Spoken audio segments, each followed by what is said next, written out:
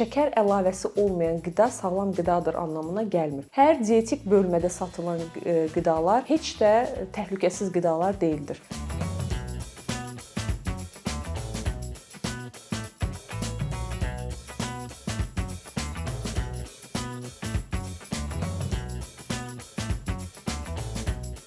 İnsanların ən ilk başlamalı olduğu şey su içmə vərdişini həyatlarına otuzdurmaq. Bir çox insanlardan, bəzi pasientlərimizdən hətta bunu da eşidirik ki, heç su içməyən insanlar tanıyırıq, hansı ki gün boyunca sadəcə 1 stəkan çay içirlər, amma onlar da özünü yaxşı hiss edirlər, heç bir sağlamlıq problemləri yoxdur.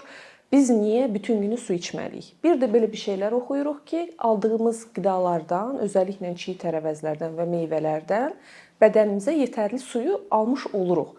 Yəni bizim əlavə orqanizm olaraq çox da bizə həmişə aşılanan 2 litr, 3 litrə yaxın suyu almağa ehtiyac yoxdur. Bu ən böyük yanlışlardan biridir. Çünki biz özümüzü ibtidai insanla və ya çox keçmiş əsrlərdə yaşayan bir insanla qarşılaşdırmalı deyilik.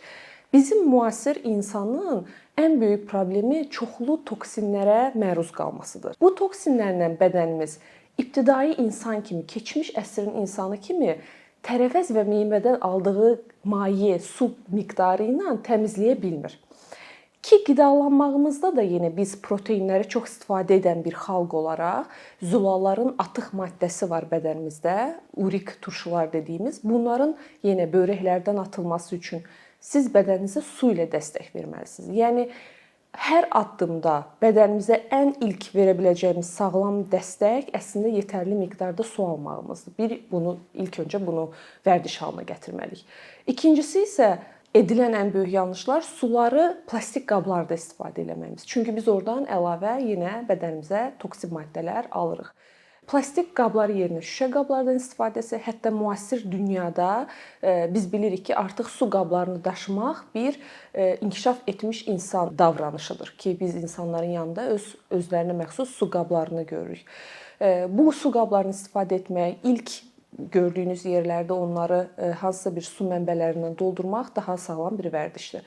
Hətta suyu gün ərzində 2-3 stəkana yaxın qaynar şəkildə içmək isə metabolizmanızı biraz da dəstəkləyəcək. Hətta səhər saatlarında evlərimizdən, termoslarımızda qəhvə ilə çıxmaq yerinə şəhər həyatını yaşayan bir insan ən edə biləcəyi gözəl bir addım özü üçün o termoslarda qaynar su ilə çıxmaq və gün ərzində qaynar su istifadəsini etməkdir.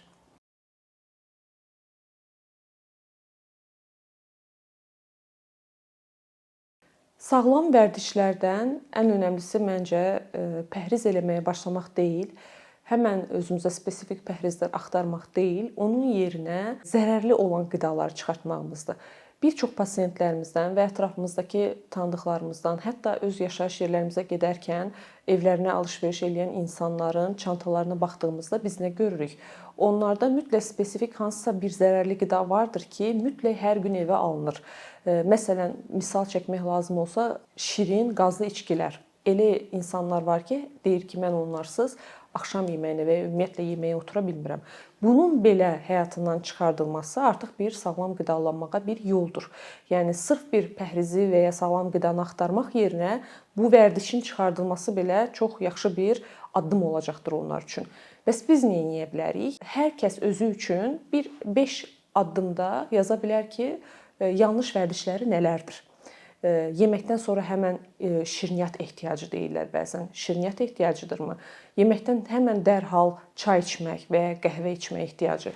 Bunlar mı var? Və ya masaların üstündə dayanan duzdan heç yeməyin dadına baxmadan həmən duzu tökmə ehtiyacı. Bu da bir alışqanlıqdır, deyilmi?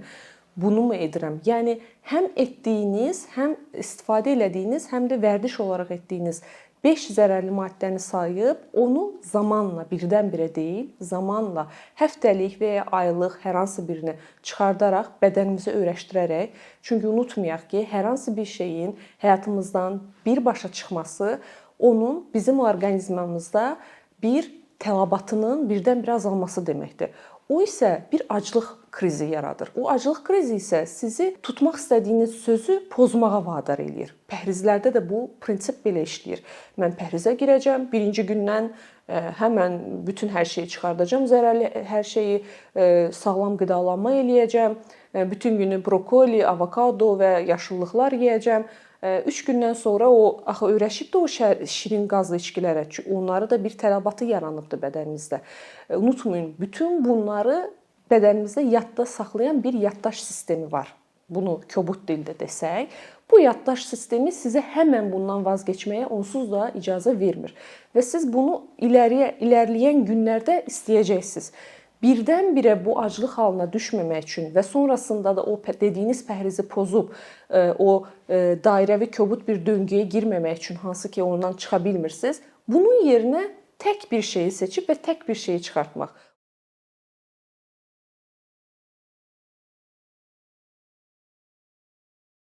Sağlam qidalanmağa keçmək, gedib marketdən, mütləq dietik rəflərdən alış-veriş eləmək ki, biz bilirik ki, bunlar bir çox qidalara görə daha bahalı və ya daha artıq qiymətdə satılır. Bu demək deyil.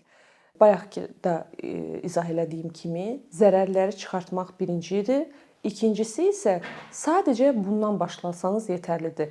Tərəvəz meyvə istifadəsi, düzgün yağ istifadəsi və qızartmalardan uzaq durmaq. Bu belə ilkin bir addımdır. Məsələn, çörəyi çıxardıb yerinə xlebçə alırlar və ya hansısa bir şirniyyatı ürəkləri istəyir, sağlam həyat tərzinə keçmişəm deyib, onun standart, klassik satılan halını deyil, dietik halını üzərində yazılar görürük. Gluten free, sugar free, no added sugar, amma nəticə nə olur? Ora bir çox dadlandırıcılar əlavə olunur. Yəni həm dietik olaraq aldığımız, həm bizim cibimizə zərər verən qidalar, həm də bizim orqanizmimizə zərər verir. Çünki hər şəkər əlavəsi olmayan qida sağlam qidadır anlamına gəlmir. Hər dietik bölmədə satılan qidalar heç də təhlükəsiz qidalar deyildir.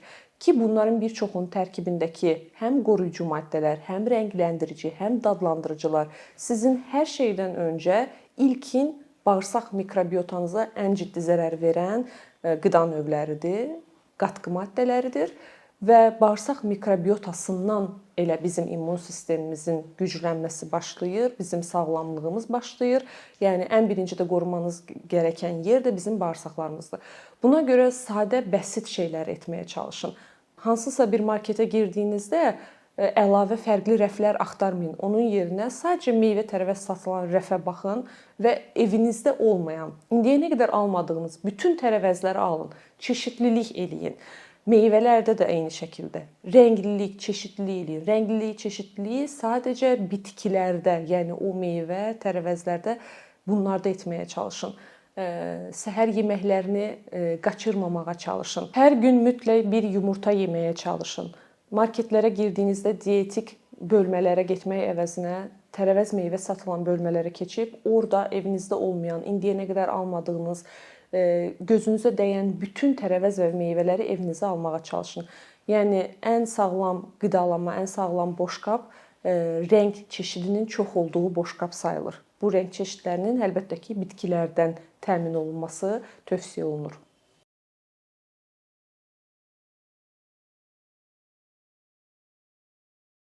Mənim hər zaman pasientlərdən də soruşduğum şey sağlam bir insanın sağlam həyat tərzi keçirməsi üçün psixi, zehni, bədəni, orqanizm olaraq hər baxımdan sağlamlığı üçün ilk 3, top 3 vərdişlər və ya top 3 önəmli nüanslar desək, birinci yerə nə qoyarsınız deyə sual verirəm. Onların fikirləri mənə maraqlı olur. Və çox vaxtı da hərəkət etməyi, yaxşı yemək yeməyi və ya kənd yerlərində, dağ yerlərində yaşamağı misal çəkirlər. Amma unudulan ən böyük nüans isə yuxu rejimidir. Ən birinci diqqət edəcəyimiz sağlamlığımızdakı şey bizim yuxu sistemimizdir. Qidadan da öncə, fiziki aktivlikdən də öncə. Saat gecə 10-dan etibarən gecə 2-yə 3-ə qədər keçirdiyiniz qaranlıq və yuxu halındakı rejiminiz bədəniniz üçün özünü təmir etdiyi bir rejim, bir saatdır. Gecə 3-dən 4-dən sonra yatırsınızsa, yəni gecə çalışan bir insansınızsa, bu təmir saatını qaçırırsınız bir mənalı olaraq. Yəni o onu ertələyib sonrası eləmir. Bu saatda olunmalı idi və siz o saatı qaçırdınız. Bunu tutdura bilmədiyiniz müddətcə dünyanın ən sağlam qidasını da yesəniz, ən gözəl idmanlarını da eləsəniz, tam bir sağlam bədənə qovuşmuş olmayacaqsınız. Ona görə saat 10-dan bəlkə doğrudan da günümüzdə çox da hər kəsdə alınmayacaq bir şeydir yatmaq, amma ən azından 12-dən sonra gecə 2-yə 3-ə qədər yuxu halında olmağımız günlük hormonal sistemimizin inkişafı, davamı üçün çox vacibdir. Hətta bizim aclığımız üçün belə çox vacibdir. Yəni gün içərisindəki toxluq hormonumuzun yetərli ifraz olunması üçün belə çox önəmli bir nüansdır.